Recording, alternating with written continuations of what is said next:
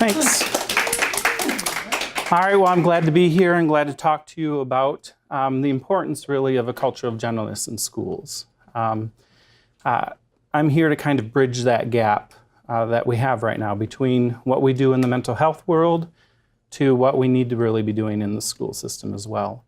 And it is kind of there. We do a better job at some levels in the public school system than others, and I'm going to talk about that as we go through the presentation. But I feel right at home in the director's room, since I am a director as well.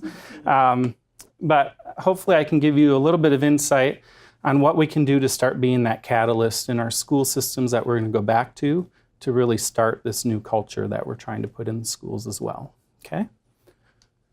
All right, so we're going to start with Sankofa. Anybody heard of Sankofa before? Okay. Sankofa is a belief from the Ghana people. And Sankofa tradition or teaching is we take what we know from the past, this egg here, that has worked, but Sankofa is facing forward.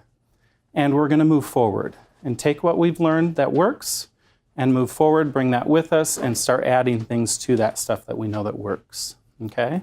So stuff we're going to talk about today is we know some things work in school systems. We've had some changes that have been positive in school systems. Take that knowledge that we have in place that's working and bring that with us to move in the future. Okay? So Truby wrote a piece that was for principals. It was 8 ways to create a positive climate in our school systems. And in that study, number 1 was relationships, building positive relationships with everyone in the school system. Okay? And so if principals, school administrators, school leaders, teachers, it works for everyone, paraprofessionals, school social workers, we all need to start building relationships with each other. We might not like everybody. That's a fact of life, isn't it? We can still have a positive relationship with people, okay? So again, Dr. John McGee tells us that a sense of companionship is much more than being nice to someone or having rapport. It's deeper. It's that emotional prerequisite to human beings, having that warm circle of significant others. So that's what we really need to start creating in our classrooms and really start making our school system that as well, that warm circle where we have significant others who really help us feel safe, wanted, loved, and loving. So the handout I have for you today is really a planning tool. If you're someone in the school systems or you're a parent or you know someone who's in the school system, this planning tool really is to start pulling stuff from the presentation. How are we going to start implementing that in our schools, okay? Maybe that's going to the school board meeting and saying, this is great stuff, we need to start putting it in our school system, okay? Or going to your principal at your school district and saying that, or the superintendent. So setting up goals of what we're going to start implementing to make sure we can start having that culture of gentleness in our schools. We're going to watch this video clip. This is Rita Pearson. Has anyone seen this clip before? Okay. She's pretty outstanding. She's no longer with us, but she was an educator for 40 years. And she is going to talk to us about the importance of relationships in the school system.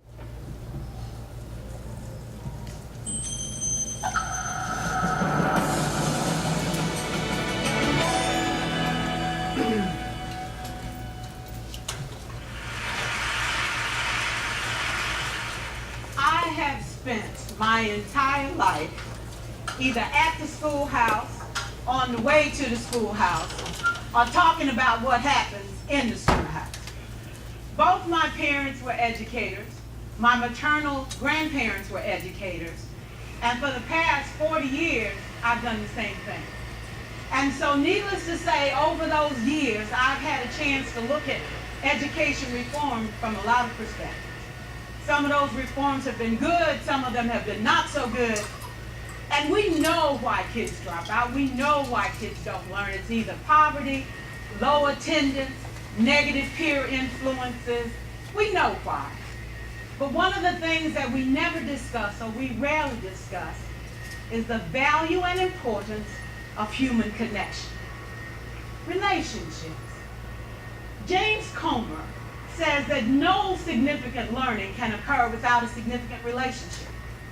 George Washington Carver says all learning is understanding relationships. Everyone in this room has been affected by a teacher or an adult. For years, I have watched people teach. I have looked at the best and I've looked at some of the worst. A colleague said to me one time, they don't pay me to like the kids. They pay me to teach a lesson. The kids should learn it. I should teach it. They should learn it. Case closed. Well, I said to her, you know, kids don't learn from people they don't like.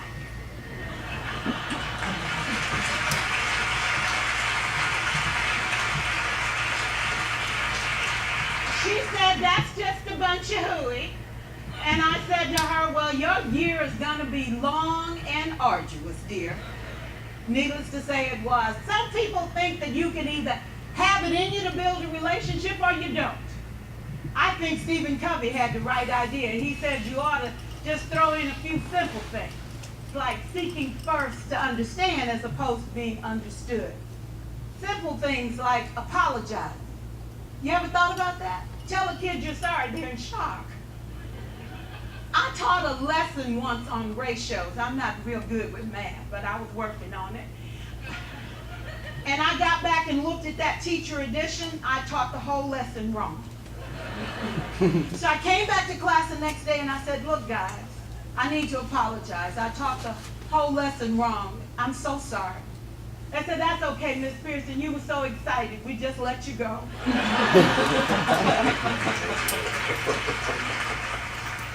I have had classes that were so low, so academically deficient that I cried. I wondered, how am I going to take this group in 9 months from where they are to where they need to be? And it was difficult. It was awfully hard.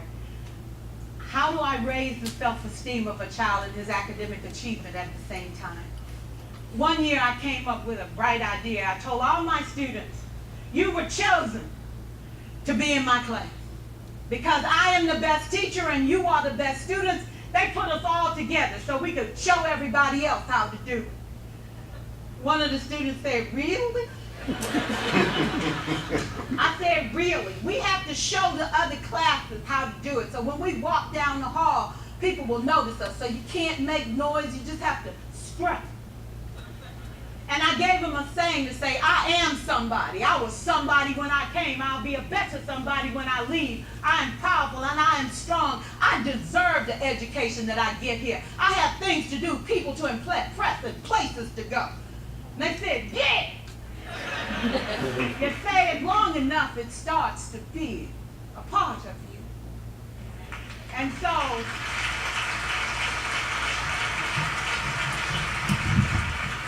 I gave a quiz, 20 questions. Student missed 18. I put a +2 on this paper and a big smiley face. He said, Miss Pearson, is this an F? I said, yes. He said, then why'd you put a smiley face? I said, because you on the roll. You got 2 right, you didn't miss them all. I said, and when we review this, won't you do better? He said, yes, ma'am, I can do better. You see, -18 sucks all the life out of you. +2 said, I ain't all bad. All right, so what we see in that clip is, can we be more positive even when there's maybe a negative situation? Absolutely. That +2, like she said, -18 does suck the life out of you. Think back to school. Did you have something you bombed at one time or another? And it just, you feel awful.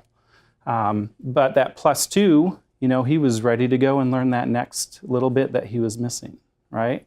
So that positive approach made that drive for him to want to achieve better in the classroom. It also built a more positive relationship between the teacher and the student in that situation. Okay? I'm going to have to hit escape here. Oop. All right, so again, our central purpose in the Culture of Gentleness is to nurture, teach, and sustain the experience of connectedness, companionship, and community. And if we want to find that in schools, yes, we are teaching, right? And we are, through some things, we're sustaining that experience of community through pride in our school, different events that we have going on throughout the year. But are we nurturing?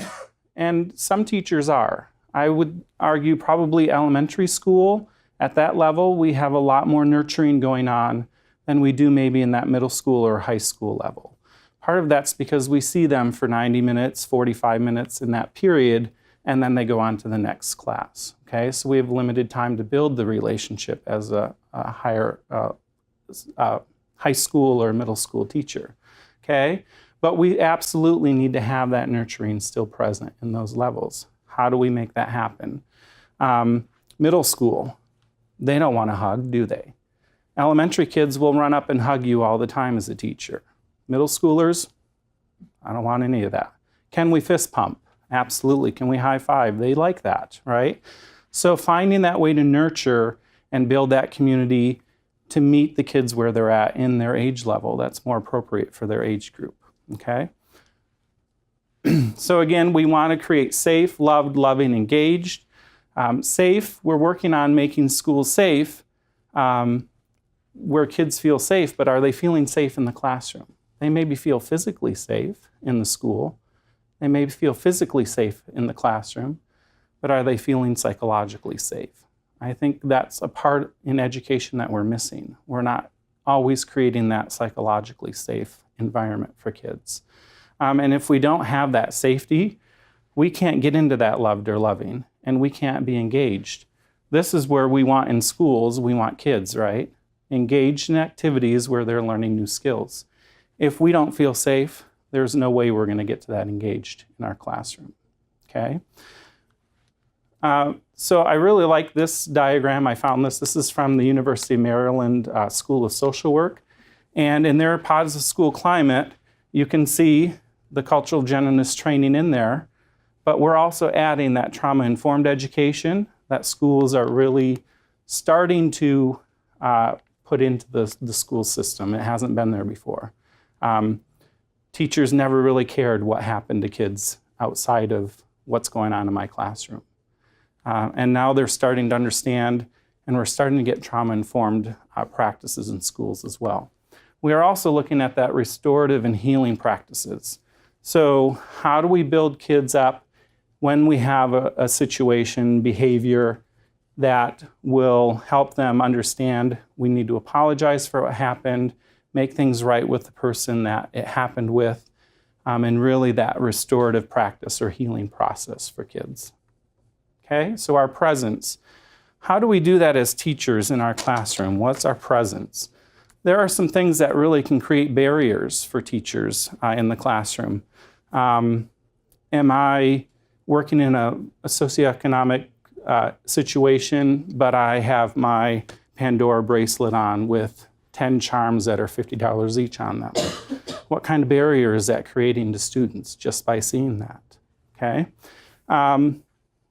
Also, I can tell you, I had a paraprofessional in my building who was in her mid-50s. She didn't really understand the importance of a dress code as a professional. So she would wear spaghetti strap. It was pretty low, shorts that were too short. It was a problem even for the teachers. The teachers were talking about it. If the teachers are talking about it, what are the kids saying? What kind of barrier is being created here for them, okay? So we really have to watch. We're present, our body's here, but are we creating barriers, okay? Are we thinking about what's happening outside of our work that we're supposed to be doing here today? That creates a barrier as well to the work we need to be doing in here. So those nonverbal and verbal cues, so the nonverbals, how are we dressed? Are we creating a barrier? Are we wearing that, $2,500 diamond ring? That creates a barrier with the students that I'm trying to teach today. All right? Also our eyes. How are we using our eyes to really understand what's going on in our classroom? Do you know that Johnny had something happen last night? Can you start seeing him showing signs that he's struggling with something that happened, that he's brought into the classroom with us? What do? We have, in a in a school system, in a school year, we have about 12 essential standards that each classroom is teaching over a year, okay? Can we take 10 minutes to get everybody else on an activity and pull Johnny aside and really talk to him about what was going on, right? And not ask the question, why did you do this? But what happened to you? What happened today, okay? And it's really important that we do ask the what happened, because it's not a, you shouldn't have done this, it's a, I really want to know what's going on. And it's more that empathetic approach, okay? Words, using words appropriately to where we don't create barriers with students.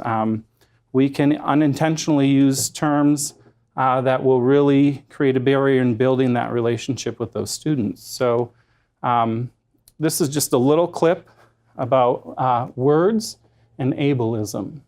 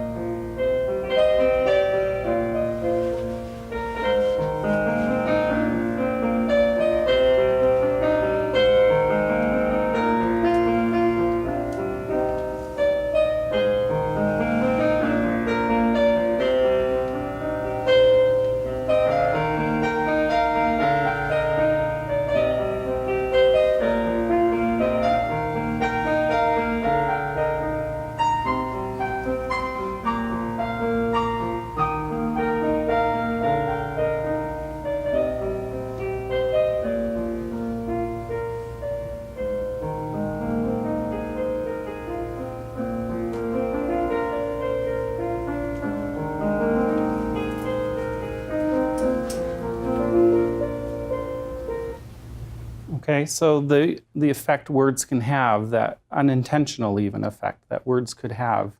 Some words are just in our natural language. That's really crazy that happened. That could offend somebody just by saying that to them. I could offend a student if I said that to them.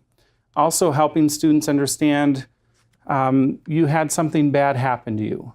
But saying something like, I just want to die, or I just want to kill myself, which is a very natural response for kids now, really helping them understand the importance of what they're saying, and that maybe there's a better way to express what you're feeling. You're really frustrated that happened today, or you're really sad that this happened to you today, okay? And it's not going to define your entire day. This was a 20-minute thing that happened. Let's learn from it, let's apologize to the people we need to, and let's have a better day now, okay? And trying to put that positive spin on something maybe that happened in the classroom. All right, our touch, and using appropriate touch, again, like those high fives, the fist pumps. Elementary kids, again, will hug you. I learned very quickly as an elementary male teacher that I turn to the side for a hug. Because kindergarten, first grade, they're about this tall. If they hug me on the front, what perception am I sending to everybody else, right? So I quickly turn to the side and they hug my hip. Their head landing here is a much better perception for everybody, and it's more comfortable for everybody. It still says, I care about you, I'm happy to see you, and it still creates that boundary, okay? So using touch, I taught in elementary school where the principal in the morning was in her office. Kids were coming off the bus, coming in for the day, she's sitting in her office. So I just simply moved to the door and I started high-fiving, fist-pumping the kids. Hey, we're gonna have a great day. And that creates that day for those kids. They were already ready to come in, start the day with a positive way. That's what principals really should be doing in the morning. At the end of the day, hey, that was a great day. You know, I can't wait until tomorrow. You did a great job today. Those positive reinforcements are going to build relationships and make that engaged part more prominent in our school system. Okay? Also practicing that empathy. Being, again, able to ask what happened to you instead of, why did you do that? What's the purpose of behavior in our classrooms? It's really to communicate something's not right. Something needs to change here. Okay?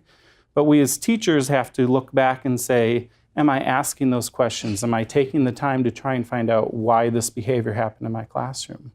A lot of times the behavior happens in the classroom, the student is sent to the office, or a behavior specialist comes and takes them out of the classroom and works with the student. Does that do any building of relationship between the student and the teacher in that classroom? No, because now I'm not involved in what's going on and why did it happen. If it's something in my classroom that needs to change, who needs to know about it? The teacher, and now we've taken the teacher out of that whole mix, okay? So we need to find a way to, when we're addressing behavior, work with the teacher as well and let the teacher talk with the kid and find out, what can I do to change?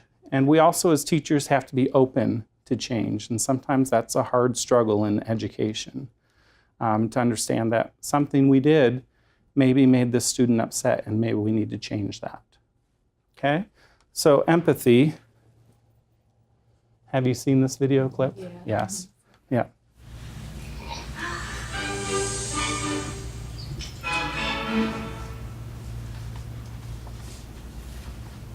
So what is empathy, and why is it very different than sympathy? Empathy fuels connection. Sympathy drives disconnection. Empathy, it's very interesting. Teresa Wiseman is a nursing scholar who studied professions, very diverse professions where empathy is relevant, and came up with 4 qualities of empathy. Perspective taking, the ability to take the perspective of another person or recognize their perspective as their truth. Staying out of judgment, not easy when you enjoy it as much as most of us do. Recognizing emotion in other people and then communicating that. Empathy is feeling with people.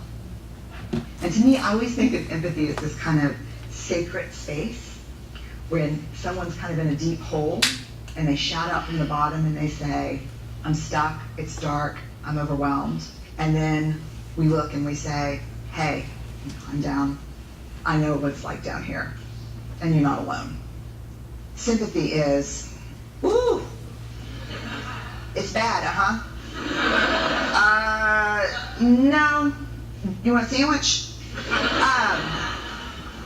Empathy is a choice, and it's a vulnerable choice, because in order to connect with you, I have to connect with something in myself that knows that feeling.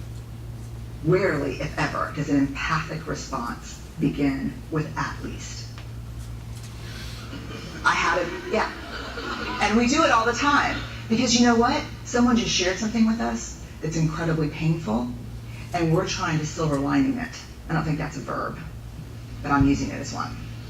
We're trying to put the silver lining around it. So, I had a miscarriage. Oh, at least you know you can get pregnant. I think my marriage is falling apart. At least you have a marriage. John's getting kicked out of school. At least Sarah is an A student. But one of the things we do sometimes in the face of very difficult conversations is we try to make things better. If I share something with you that's very difficult, I'd rather you say, I don't even know what to say right now, I'm just so glad you told me. Because the truth is, rarely can a response make something better. What makes something better is connection. Okay, so again, that whole idea of connectedness and relationship.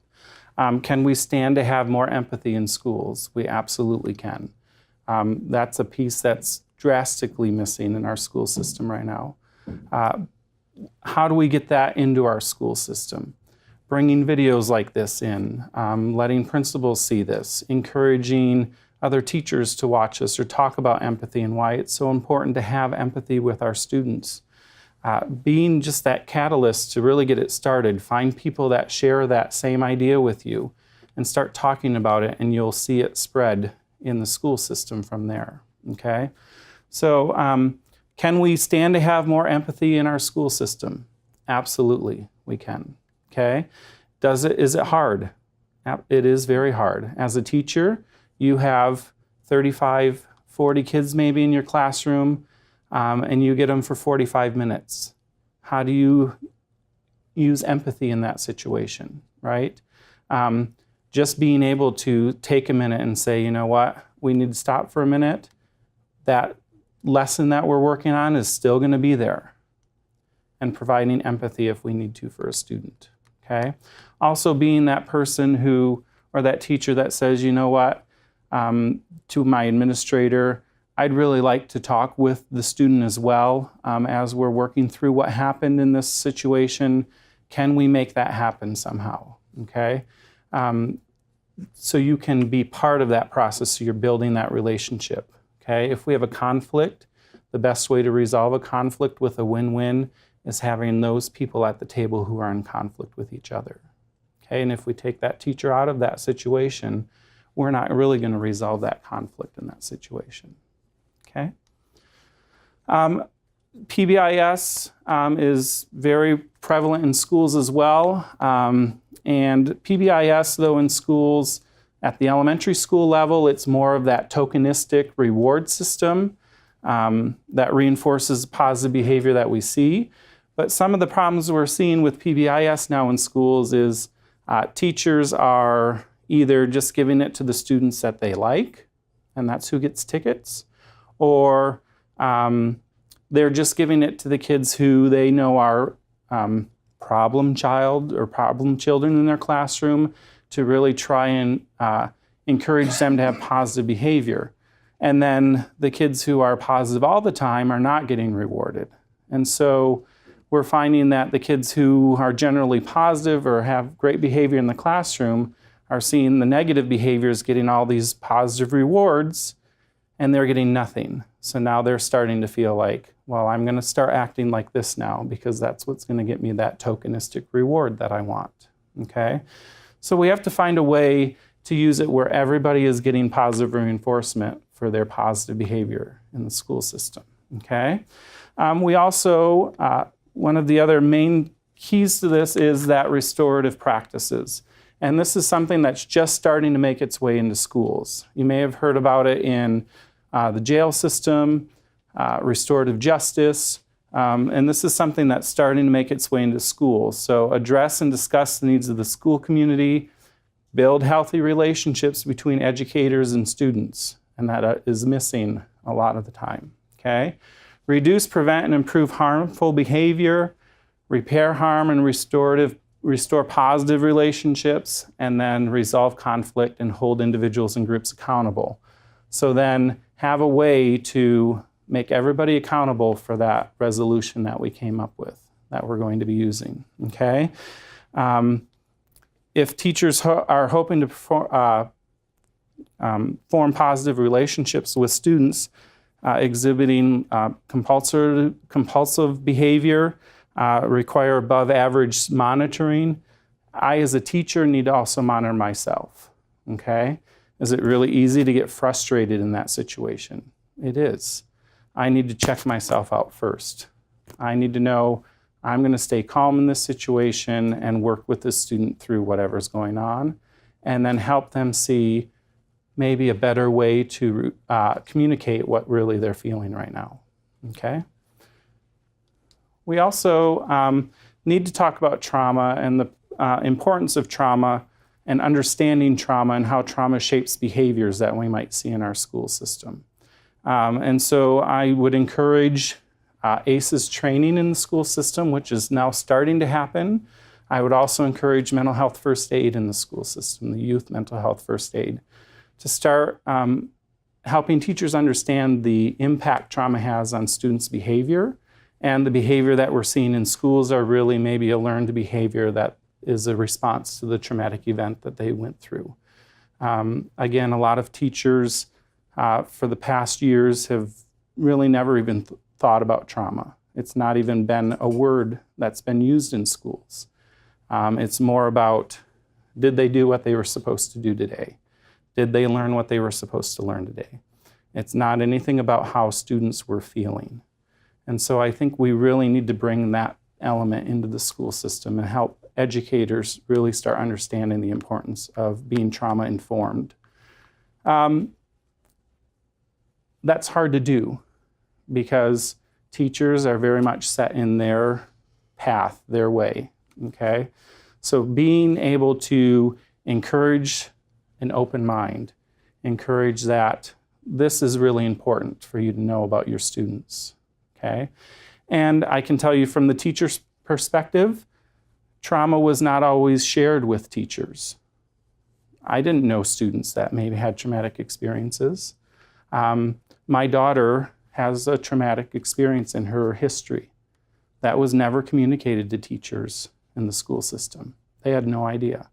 So we got a lot of, she's really impulsive. They had no idea why. And they wrote her off as the bad kid in the classroom. And she's a great kid. But it's because of that learned behavior from the trauma that she experienced. That's what they were seeing. They didn't understand why they were seeing the behavior. They just wanted to see, this behavior is bad, she needs to go. That's pretty much what it was, okay? And I think we need to get that mindset out of our school system. And we need to start understanding kids go through some horrible things. And is that going to create a barrier to learning in the school system? Absolutely. What can we do to help them find ways to start learning what we're trying to teach in the classroom? Sounds like we need more resources in the schools, though. I'm not a teacher. I used to work in the school system for 10 years, though, as a secretary in the alternative ed and also the high school. The teachers, I don't know if they're yes, it's good to know this, but what are you going to do about it? You know? Right. So it does have to come top down. Absolutely. Right. There are not, guidance counselors are being cut in schools now. I'm not sure if you're aware of that. Schools maybe can afford school social worker, maybe not, depending on the school system. You have one. Yep. I can tell you Kalamazoo County has a ton, but where I taught, we shared one between 6 school districts. So the need is there, it's just not being funded.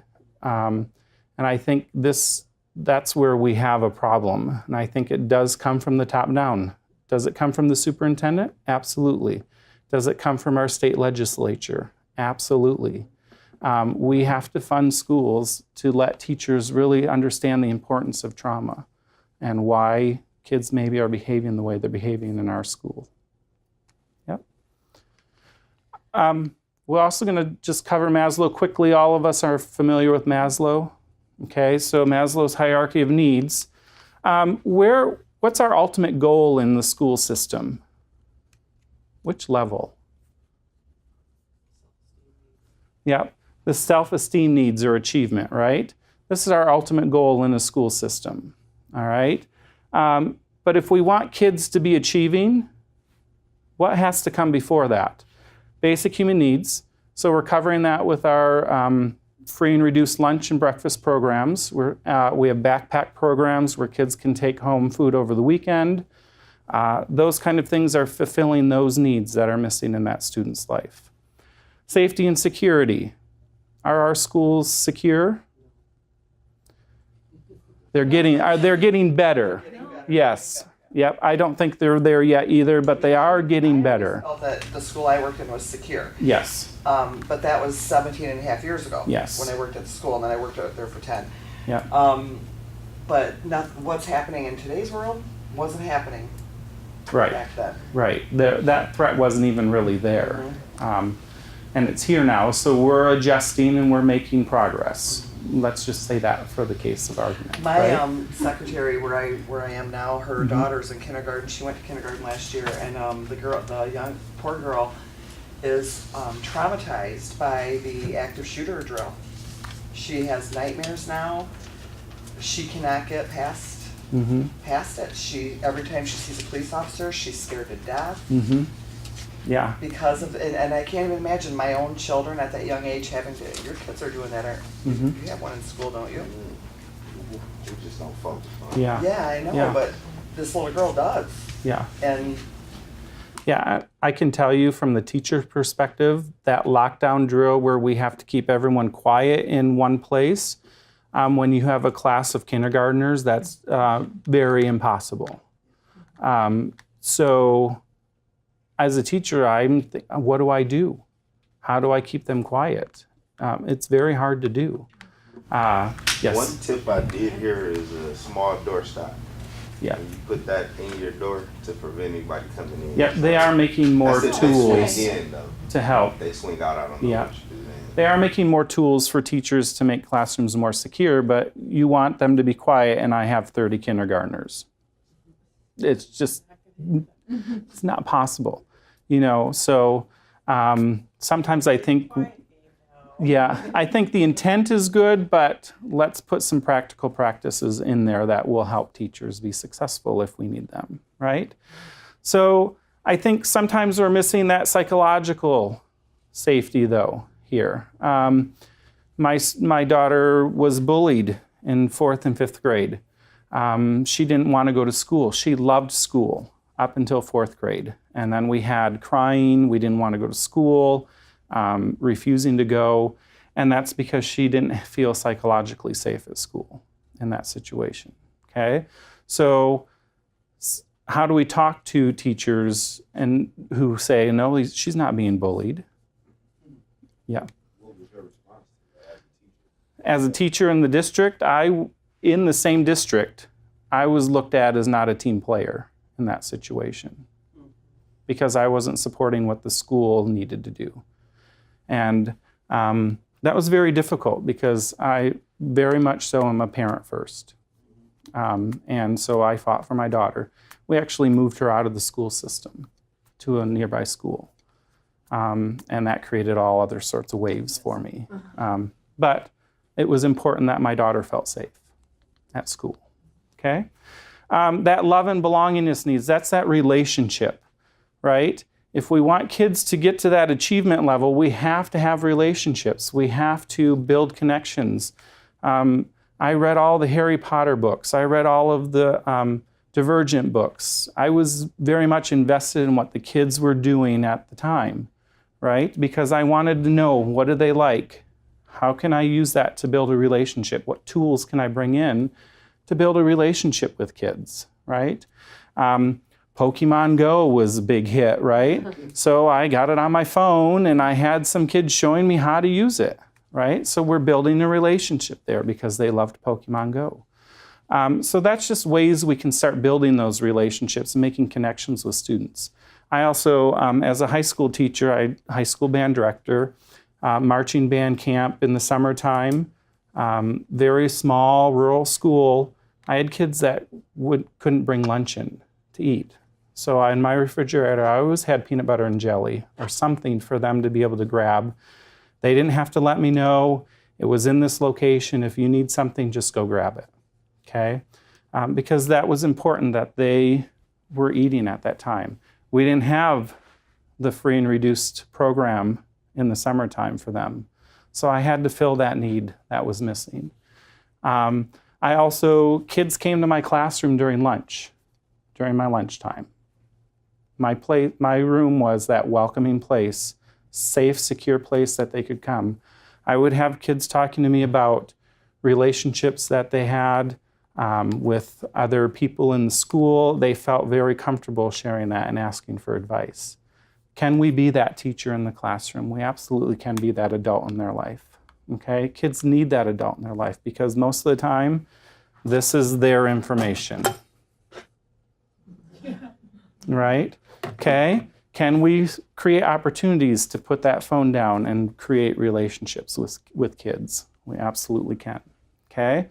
So if our target is that self-esteem needs, this is Bloom's taxonomy, and this is what teachers are using when they're writing lesson plans. I've seen some amazing lesson plans where we're working on really that creation, which is the highest level of brain use. And teachers will give a great lesson. They'll present awesome. They'll get kids on activities where they're trying to get them into creation, but it fails. Why do you think it failed for that teacher? They didn't have a relationship with the kids. Okay? Think about back when you were in school. Did you have that teacher you really liked? Yeah? Did you do well in their class? Did you do extra things for them? Did you like to hang out in their classroom after school or at lunch? Right? Did you have that teacher you didn't like? Yeah, we all had them, right? Okay? How'd you do in their classroom? It was harder. You might still have done well, but it was a lot harder to do well in that classroom because you didn't have that relationship with that teacher, okay? If, again, we want kids to be here, we have to build this, all right? One way we can do that. A quick little one. Have you seen this one?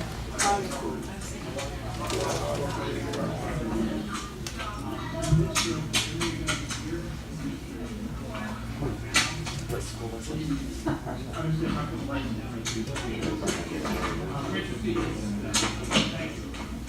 You had to remember all of them? I know, I feel from that. Good.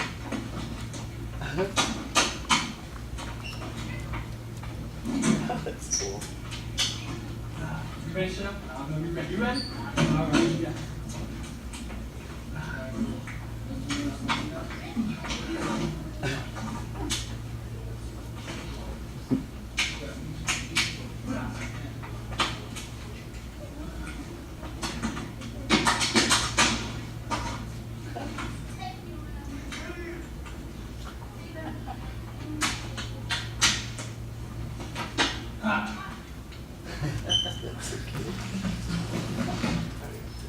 All right, so Mr. White in that video clip, what was he doing?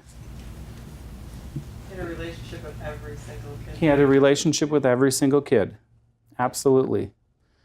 And he made sure, was the handshake the same every time? No. Guess who created them? The kids did.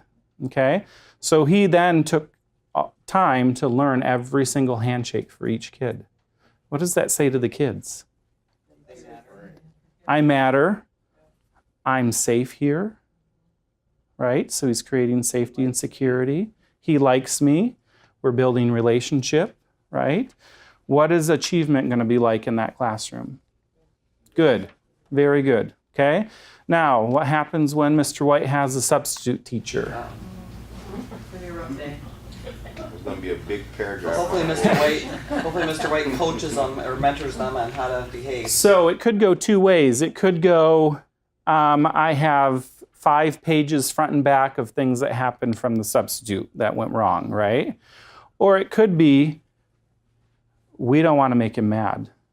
We're going to have a good day today because he built that relationship with them, okay? So if you see a classroom where a substitute is struggling, it's because the kids aren't really worried about what's going to happen if that teacher comes back because they don't have that relationship with the teacher, okay? So we really can stand to have more relationships in our school system. Love this quote, okay? People forget what you said, they'll forget what you did, but they'll never forget how you made them feel. Can we have kids feel more positive? Can we help kids feel ready to learn in the school system? Absolutely. It's what we do. It's what we do with relationships that's going to help them feel. Okay? So what are our next steps? What do we do with this information, right? It depends on the role we are in that school system. So if we're in the leadership role, we have a lot of different things that we could do. First thing starts by planning. That planning tool that I gave out earlier. What steps, what goals do we want to create for the year? Do we want to make sure our teachers are more trauma informed? That should be goal number 1 then. How do we do that? Well, we need to maybe get an ACEs trainer in here. We maybe need to get mental health first aid in here. Bring some of the experts into us now and help teachers really understand what is the purpose of the behavior we're seeing in our classroom. Okay? Be that servant leader. So find other teachers who are and shared leadership, where you find other teachers who are really strong at something. Maybe there's a teacher who's really great at building relationships. Can you look at that and tell us what you do? What do you do with kids? How come they like you so much, right? Can you tell the rest of the staff what you're doing? Can you give them ideas on what they could be doing in their classroom to make it build better relationships with kids in our classroom? I might not be the expert as the principal. You're better at it as a teacher. I'm going to let you do it, okay? You can tell the rest of us what it should look like in our classroom, all right? Also, be a role model. If I want kids to start talking more kindly in our school, if I want kids to be nice to each other, if I want praise going on in our school, I need to be doing that myself. I need to not be in my office.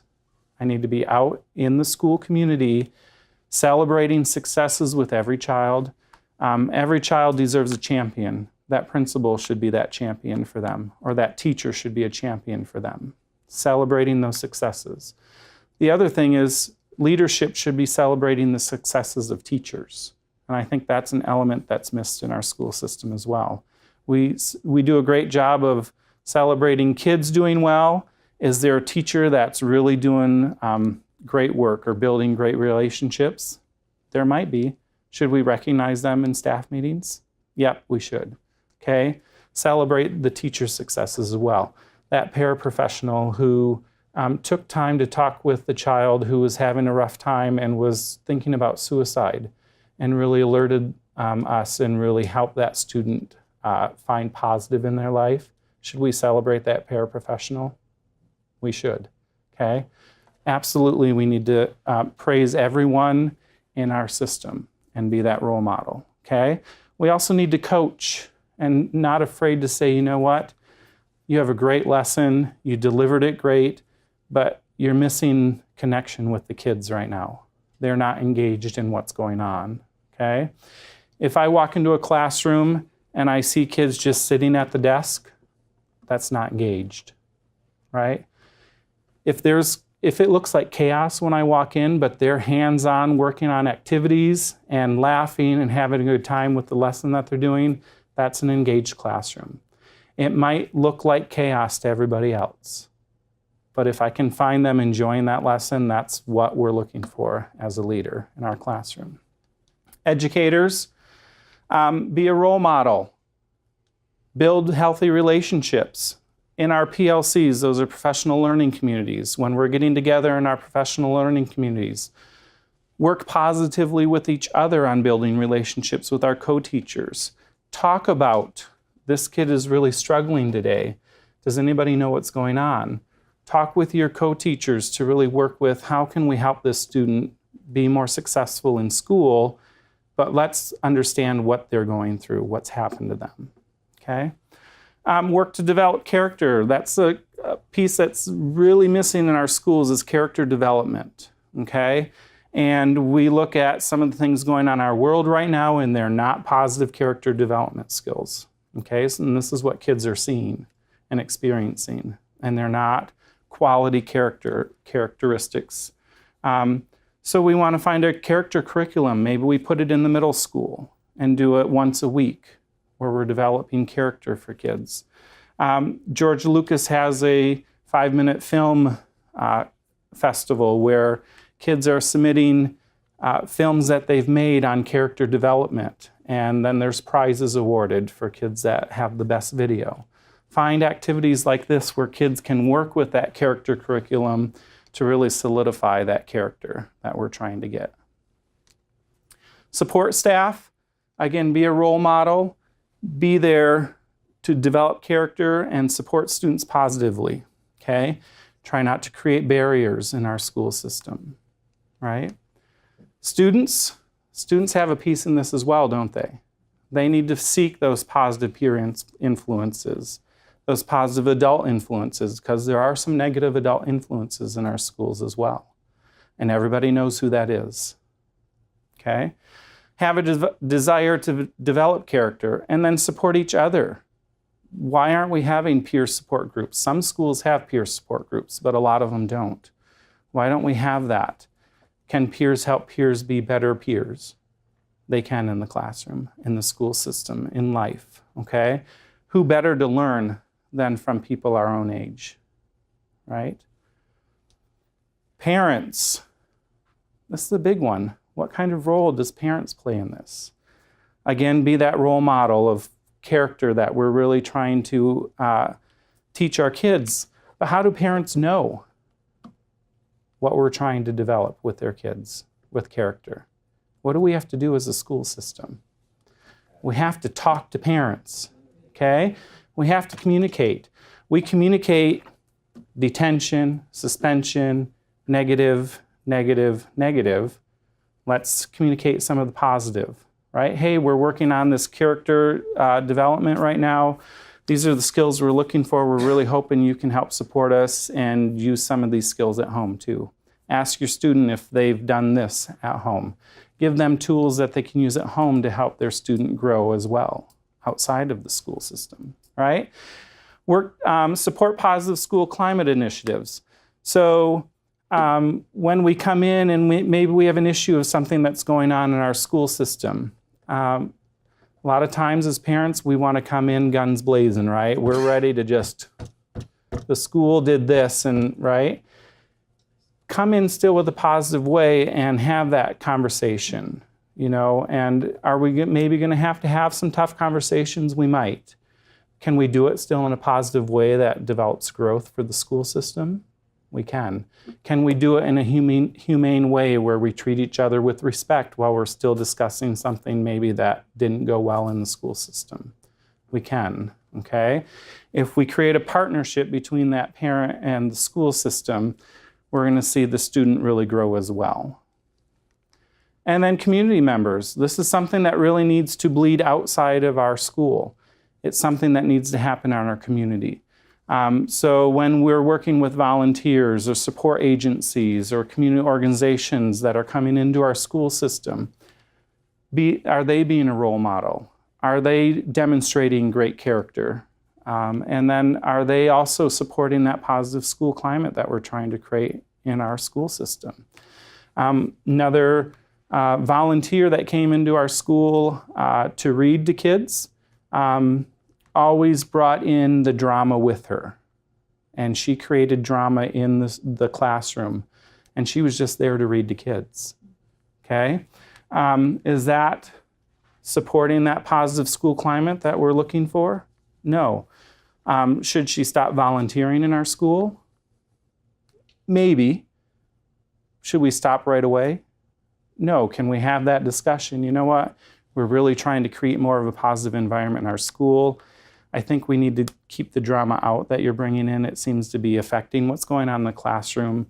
Do you think you could maybe come in just to read to the kids and that's what we're here to do?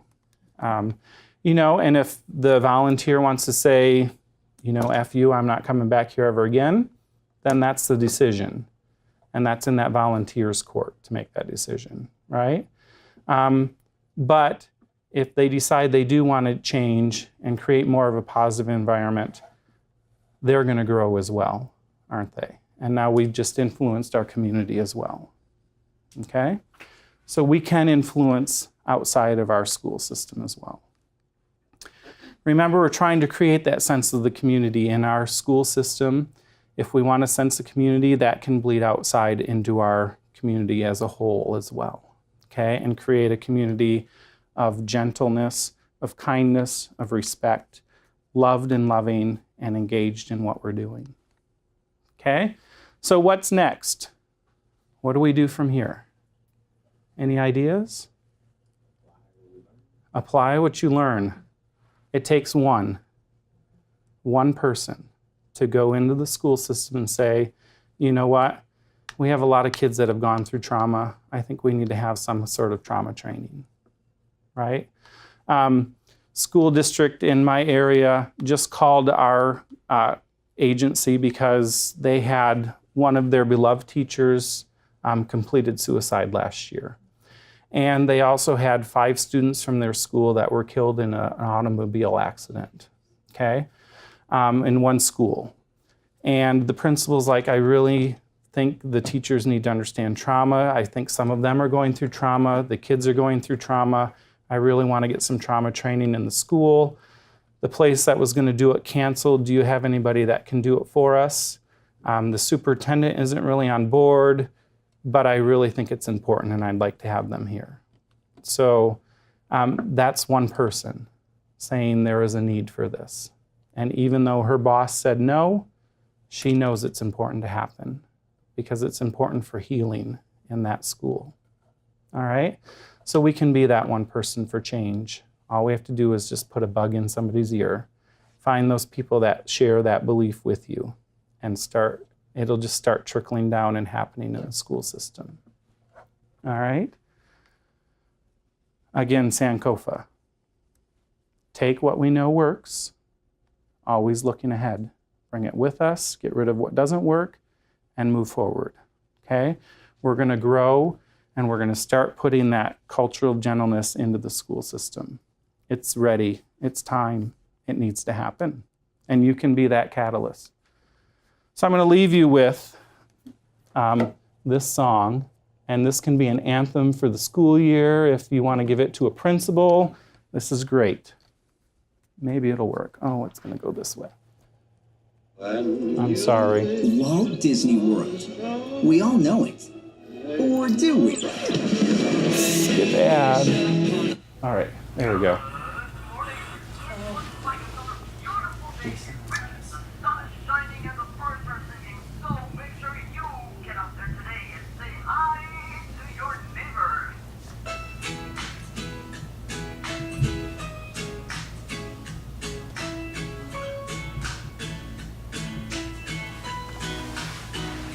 May you have auspiciousness and causes of success. May you have the confidence to always do your best. May you take no effort in your being generous, sharing what you can, nothing more, nothing less. May you know the meaning of the word happiness. May you always lead from the beating in your chest. May you be treated like an esteemed guest. May you get to rest, may you catch your breath. Or may the best of your todays be the worst of your tomorrows. Whoa. Or may the road less paved be the road that you follow.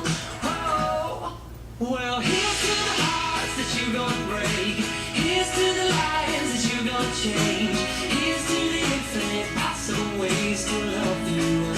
I want you to have it. Here's to the good times we gonna have. You don't need money, you got free pass. Here's to the fact that I'll be sad without you. I want you to have it all.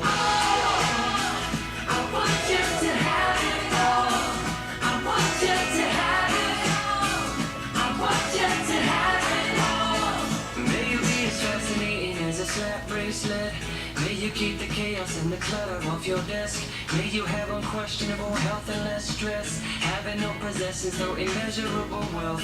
May you get a gold star on your next test. May your educatedness always be correct. And may you win prizes shining like diamonds. May you really own it each moment to the next. Or may the best of your todays be the worst of your tomorrows. Whoa. Or may the road less paved be the road that you follow.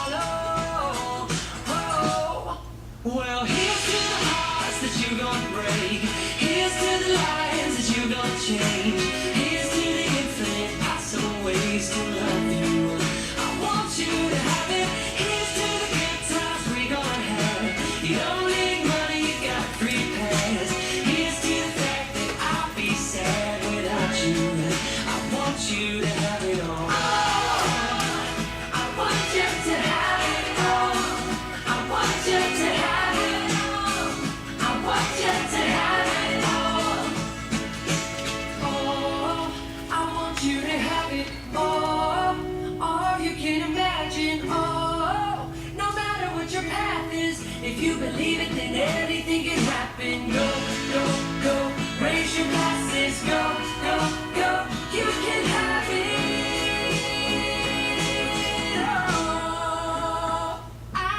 You. Here's to the hearts that you gonna break.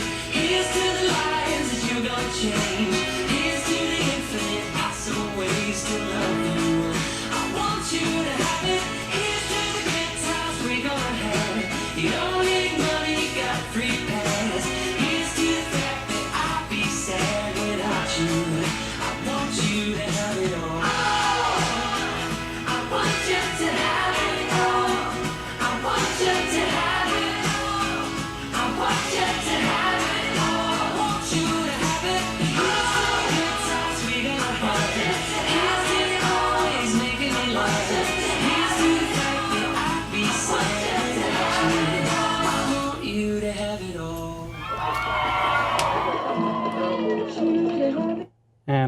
thought, it is my time, isn't it?